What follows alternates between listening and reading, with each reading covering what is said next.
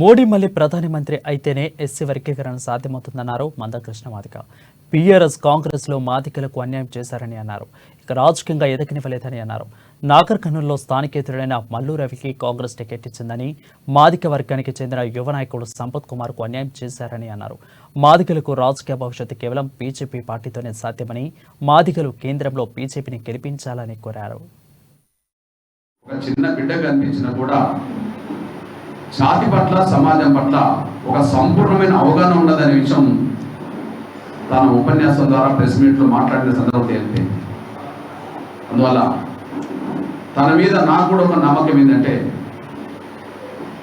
SC వర్గీకరణ కోసమే ఒక రాజకీయ నిర్ణయం తీసుకున్న తండ్రి కొడుకుగా రేపు ఎస్సీ వర్గీకరణ సమస్య పరిష్కారం కోసం జరిగే ప్రయత్నంలో యువ నాయకుడిగా కీలకమైన భూమిక పోషిస్తాడనే నమ్మకం నాకున్నది.